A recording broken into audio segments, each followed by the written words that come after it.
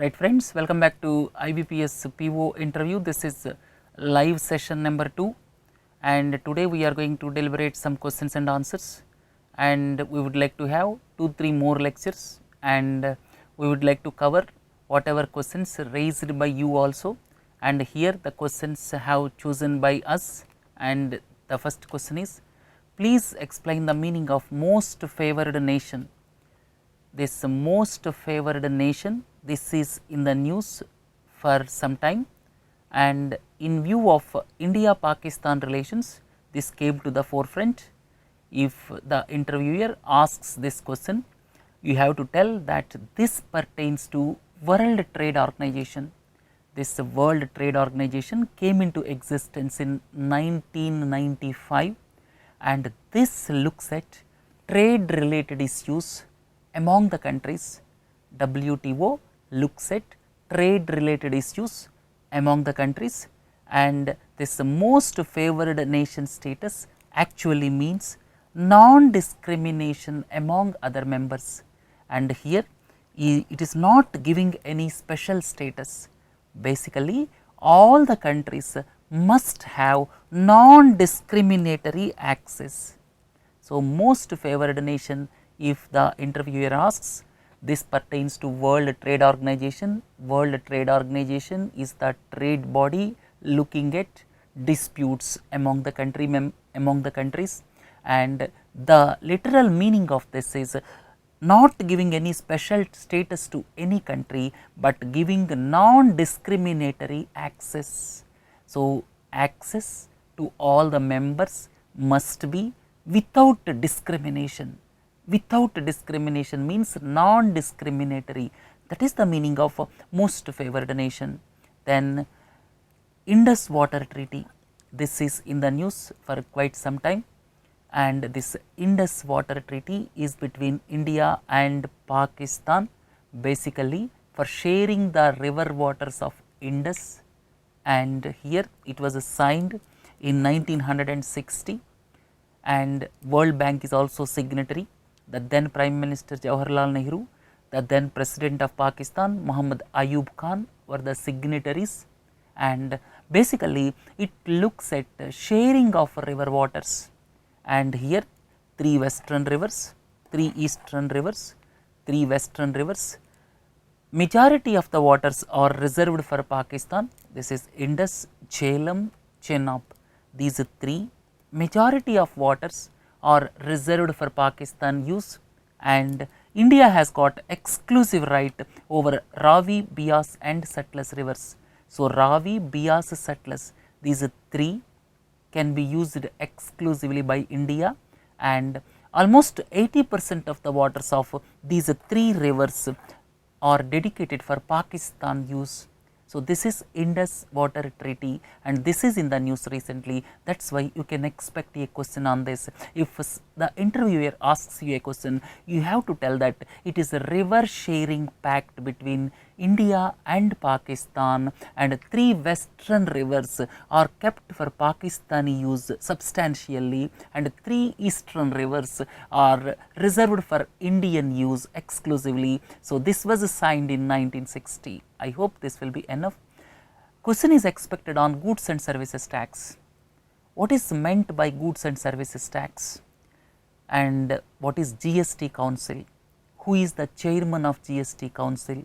What is goods and services tax network? These questions you can expect. What are the advantages of goods and services tax? So, you can expect these type of questions. If the question is like this, what do you understand by goods and services tax?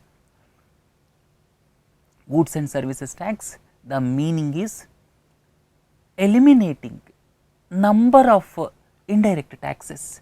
If you look at this, you will be very clear. Here normally this taxes imposed by central government, I kept left side, taxes imposed by state governments, I kept right side, and constitution devises, that means constitution clearly defines which tax which can collect, that means which tax comes under the purview of central government, which tax comes under the purview of state government, that is defined in the constitution, and here number of taxes are there which are imposed by central government, number of taxes are there imposed by state governments.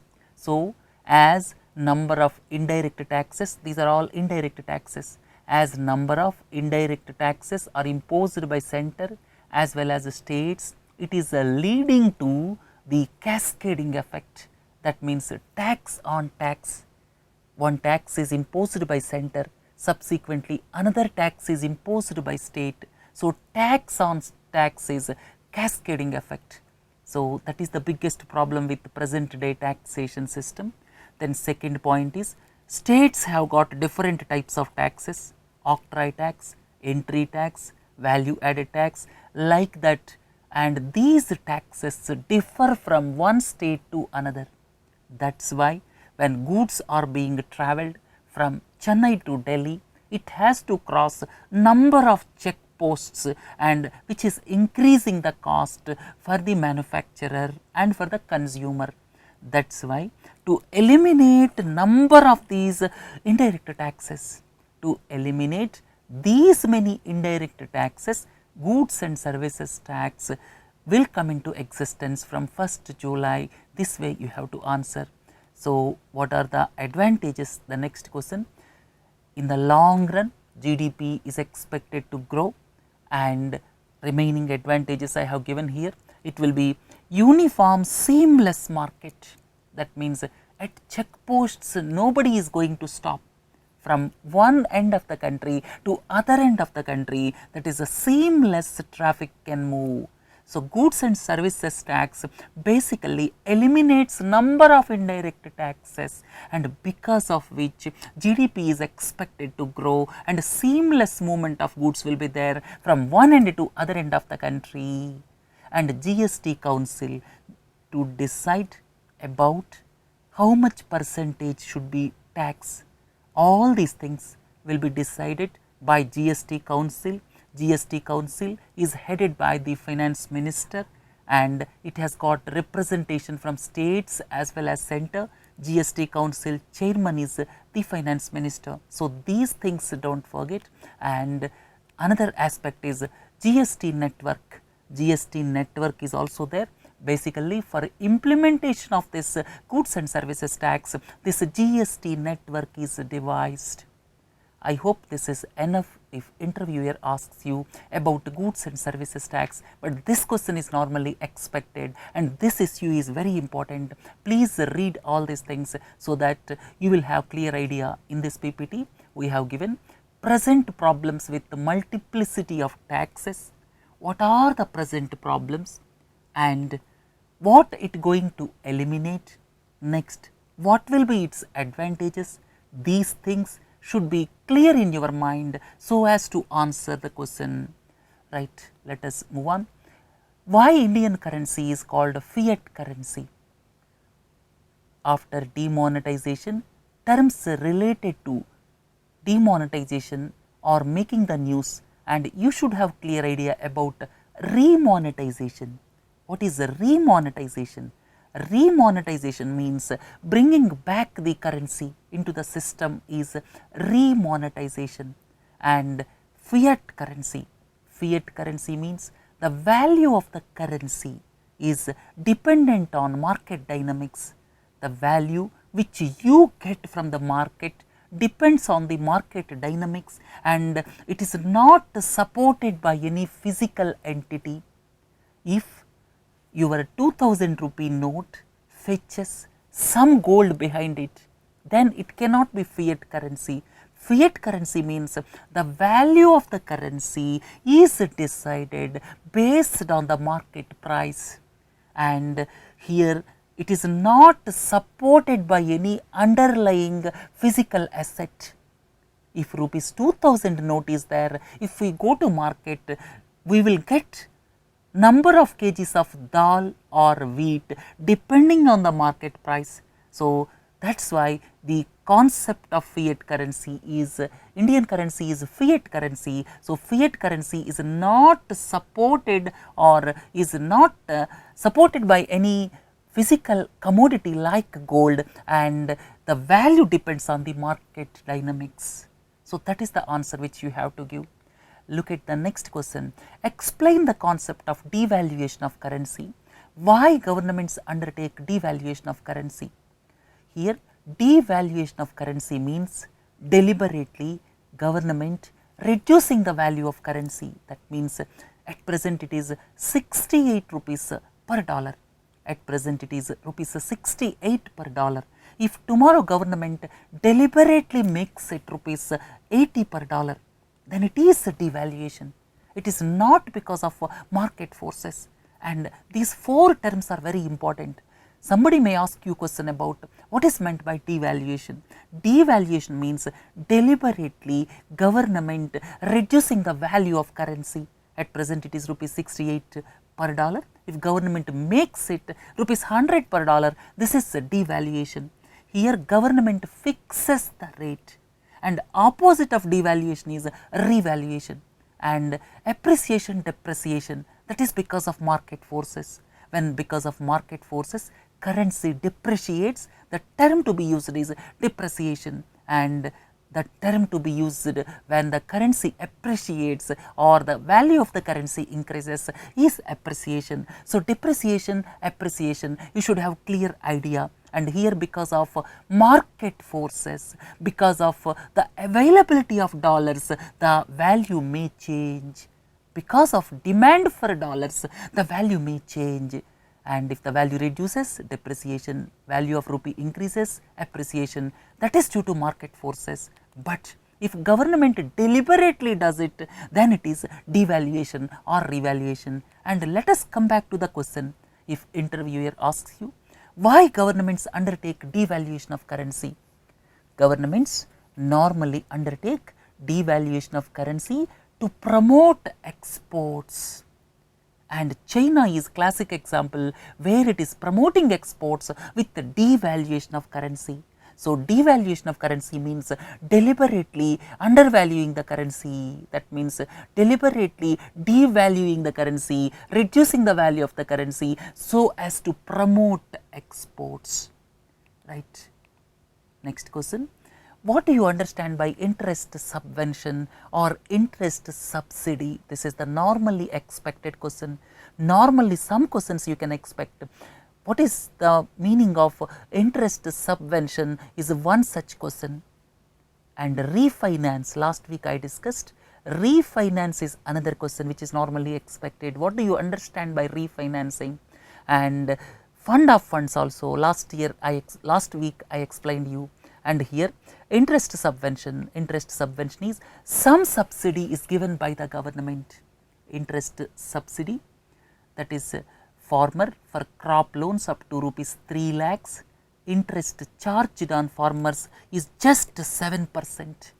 Farmers will be charged just 7%, and 2% will be paid by the central government to the bank, that is interest subsidy.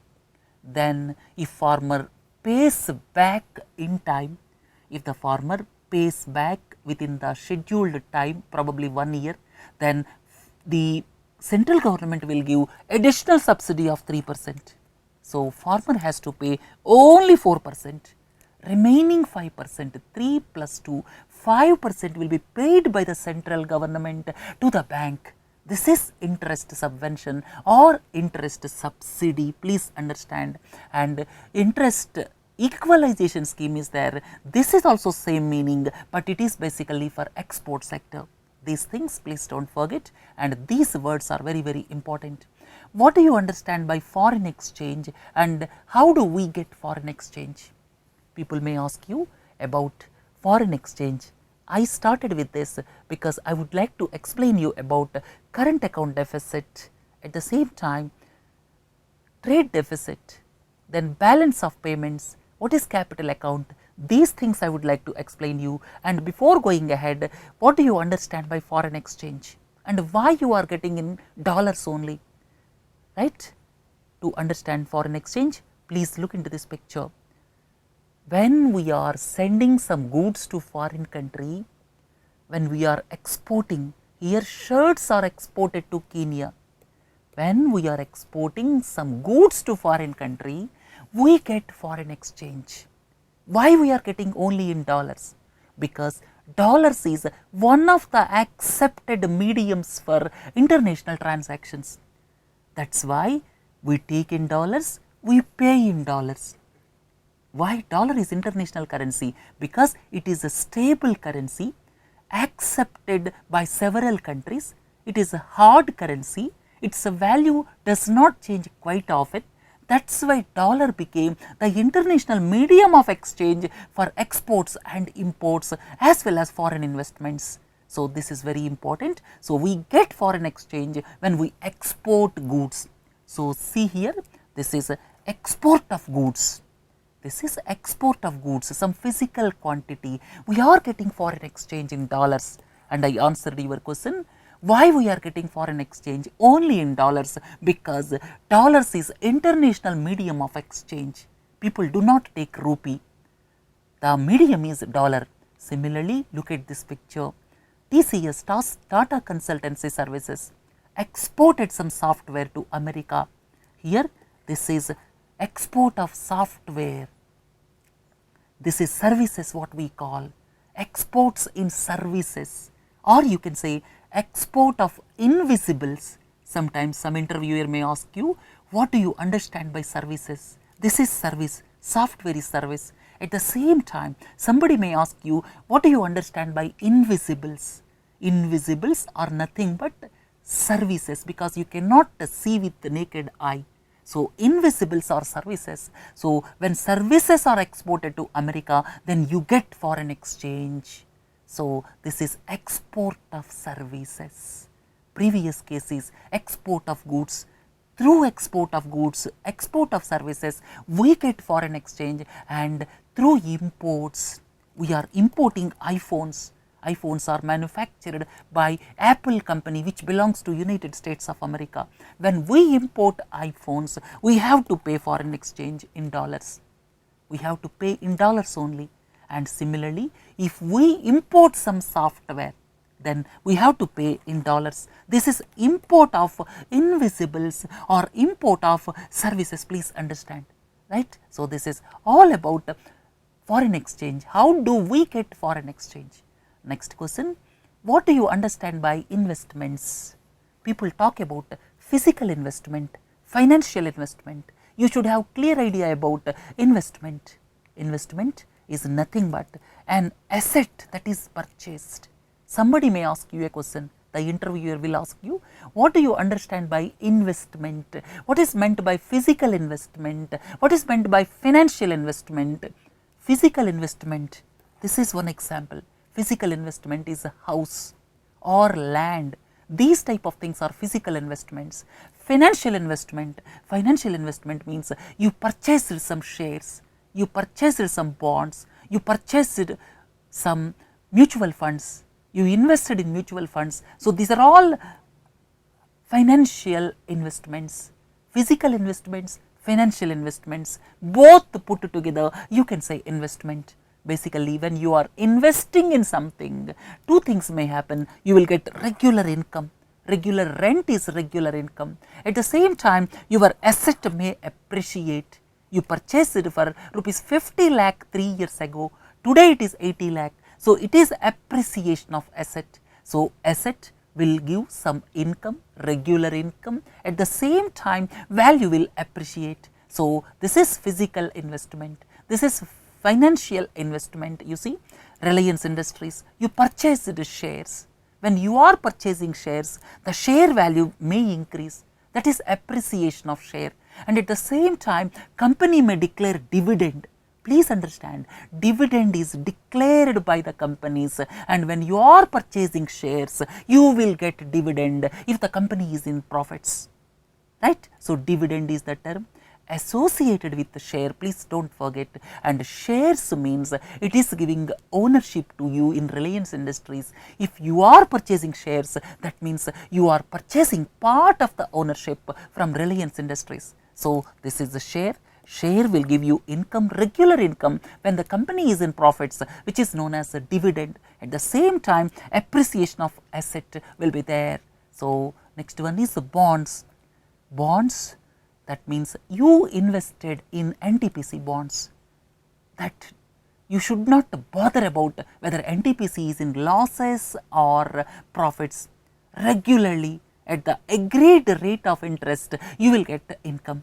So, bond is different from share. Bond is nothing but giving loan to NTPC, share is nothing but investing, you are becoming part owner of the company. So, these things you should not forget, and what I mean to convey is these all put together example of investments. This is physical investment, financial investment, this is also financial asset, right. So, let us look at the next one.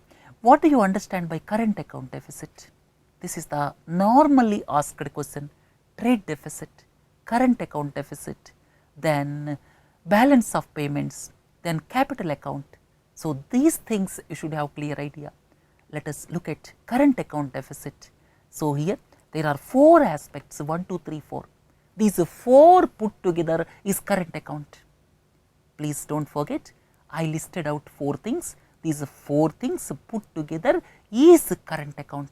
Interviewer may ask you what is meant by current account deficit. We are in deficit. If it is surplus, it will be current account surplus. We are normally in small deficit of $20 billion, $30 billion, and here current account, what is the meaning? Current account means, I will explain 1, 2, 3, 4. Please add 4, then you will have the total current account. These 4 constitutes current account. Look at the first one. This is we are importing, at the same time we are exporting. Physical goods I am talking about. I told you about exports and imports of physical goods as well as services. Services is different. This is physical import of goods, physical export of goods, and physical imports minus exports. This is a trade deficit. This is normally asked question in the interviews. What do you understand by trade deficit? We always have trade deficit, not trade surplus. We always have trade deficit for the past 50-60 years because our imports are more than exports. Our imports are more than exports, that is why we are into deficit. So, the difference between imports minus exports in physical goods is trade deficit. Last year we have around $120 billion of trade deficit, right. So, this is trade deficit. Please understand, trade deficit is imports minus exports. Next one is services. TCS, Wipro, Infosys, Tech Mahindra, we have several software companies, they export to United States of America as well as Western Europe, and here this is because of services exports. Services exports are different from this goods exports. Goods exports, imports put together is a trade deficit. That means imports minus exports is a trade deficit, and services is separate. We have plus in services because our services exports are more than services imports. We are exporting more services in comparison to our imports. So, second one is services. Then third one is this primary income. Primary income, what is the meaning? Here you see Coca-Cola, this is foreign company, multinational company, established their operations in our country. Pepsi, Hyundai, Nestle, these are all not our companies. Their ownership lies somewhere. So, when they are establishing their company here, then they take some income in the form of royalties, income, profits, they take away from our country. So, that is primary income. So, primary income means royalties, profits, interest, other charges taken away by multinational companies. When we invest in other country, we get income, but these companies are more than our companies abroad. So, this primary income means this is the income multinational companies take away from our country. So, this is minus 30 almost, these are tentative figures. Then the fourth one is secondary income. Secondary income means several people are staying in United States of America, working in Gulf countries, working in America, working in London, they send money to their parents. These are secondary income. India, these are known as foreign remittances. These foreign remittances, India is number 1. $70 billion, because number of our brothers and sisters are working in Gulf countries, America and other places. So, this is a secondary income, right. This is also positive, just like services. So, if you add all these 4, that is current account. Please understand, current account means this trade deficit plus exports, imports in services plus primary income, always it is negative for us, that is different story. Next, plus this secondary income is known as unilateral transfers without expecting anything. Son will send money to mother, daughter will send money to father. So, that is unilateral income, secondary income. So, these 4 put together is current account. So, trade deficit, current account deficit, one should have clear idea. So, I explained you in detail about current account, and current account deficit is all 4 put together, and it is around minus $20 billion. If you add all 4, it is minus $20 billion. So, I hope you understood what is meant by current account deficit. Then what is the meaning of capital account? So far we discussed about current account. First one is a trade deficit, then current account. These 4 put together is current account. What is capital account? Capital account is foreign portfolio investments, foreign direct investments. We discussed last lecture what is meant by foreign portfolio investment, what is meant by foreign direct investment. These put together is a capital account. So, if someone talks about capital account, please tell foreign portfolio investments, foreign direct investments comes under capital account. We discussed current account, capital account. Current account has got 4 parts, capital account has got 2 parts, and if you add current account and capital account, it is the balance of payments. So, balance of payments is nothing but the statement of economic transactions, just white paper on economic transactions between the residents of one country with the rest of the world, between the residents of India and the rest of the world. Total transactions is the balance of payments. It includes current account, capital account. Current account, I have already told you, minus $20 billion. That is, we have deficit in current account. Capital account is plus $40 billion.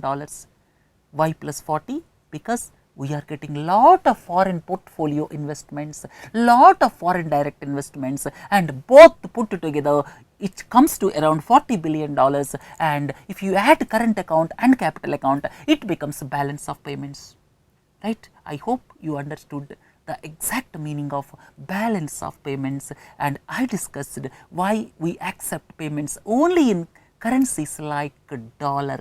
These things are very important. Differentiate between shares and bonds. This is a very normal important question you are expected, and any interviewer may ask you what is the difference between a share and a bond. Share means it gives you ownership. If you are purchasing Reliance Industries shares, if company is in losses, your share price will go down. If company is in profits, your share price will increase, and at the same time if the company is in profits, you will be getting dividend also. So, dividend, this shares, these are all associated with ownership. That means what I mean to say is shares is the term which is associated with the ownership in the company. If you are purchasing shares, you are becoming a part owner of the company, and when you are purchasing shares, 2 things can happen. One is if the company is in profits, then your share price may increase, which is known as appreciation of your share. Then at the same time, if the company is in profits, they may declare dividend. So, dividend is the term associated with the shares. Please do not forget, this is income, regular income will be dividend. If the company is in profits, then only they will declare. So, let us come to bonds. Sometimes we call debentures.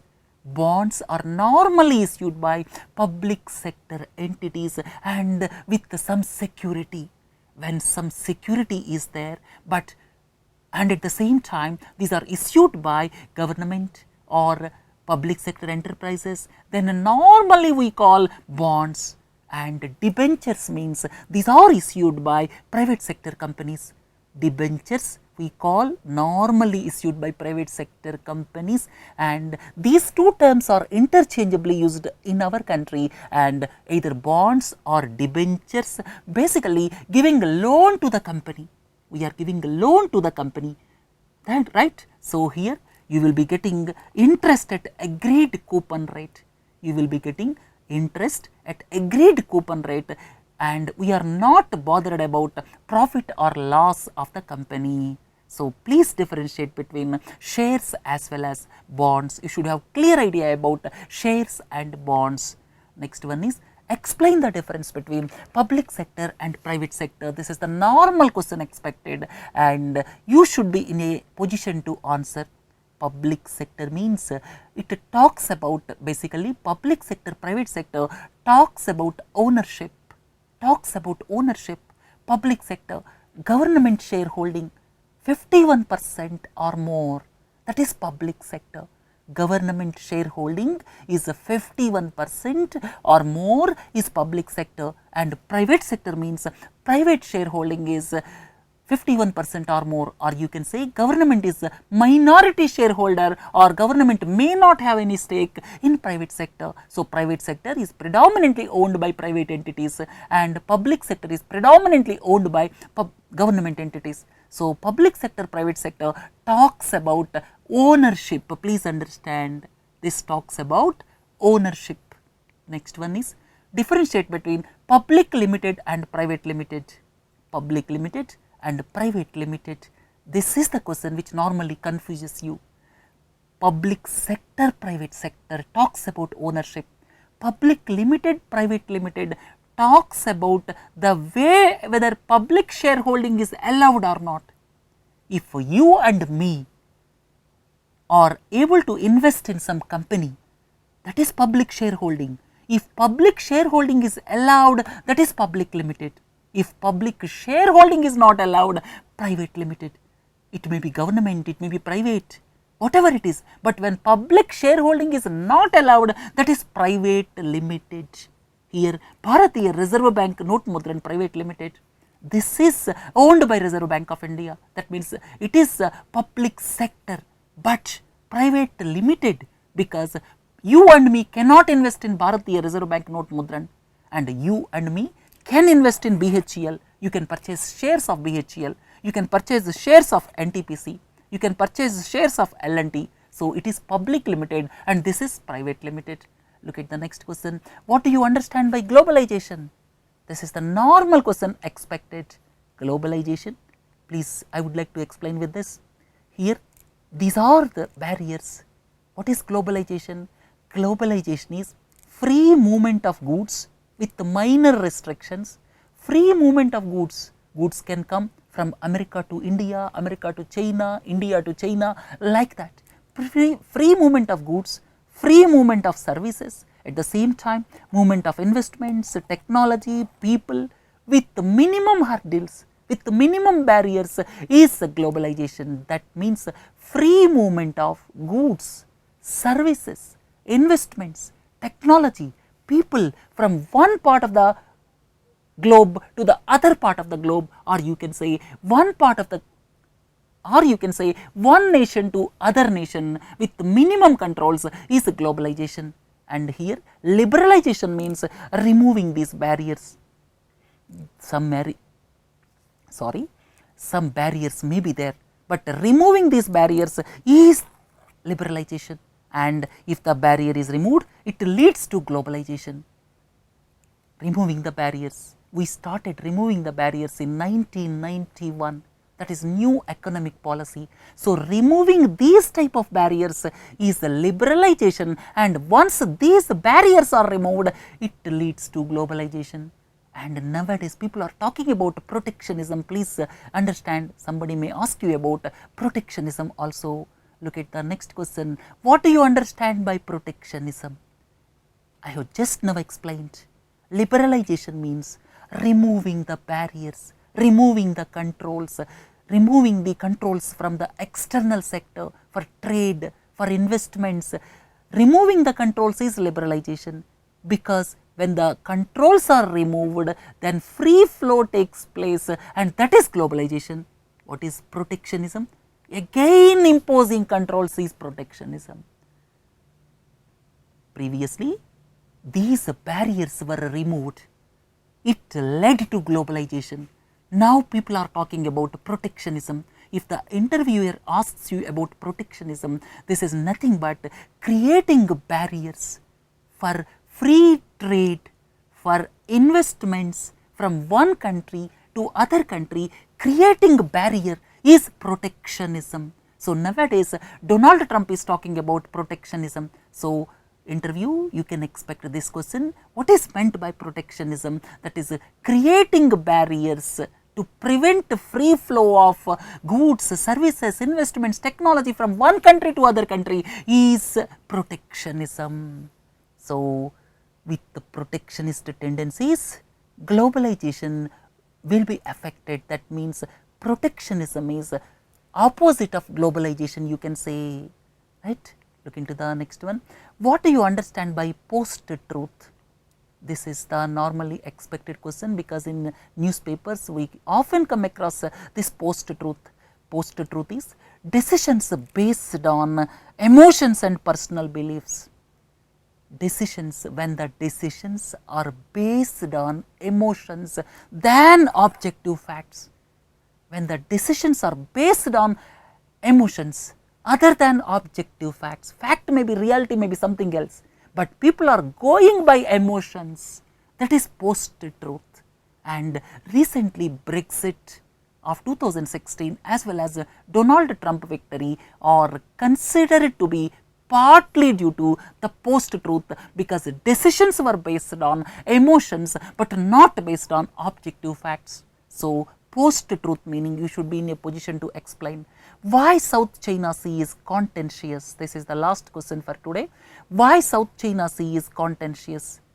Please look into this picture. This is a South China Sea, very important strategically, because the traffic towards East Asia as well as Southeast Asia moves through this South China Sea, and lot of mercantile trade takes place through this, and China is claiming this entire area.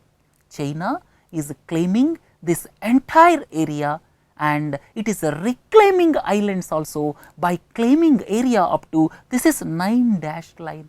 China claimed area up to 9 dashed line, and there was dispute between China and Philippines, and the matter has gone to Permanent Court of Arbitration.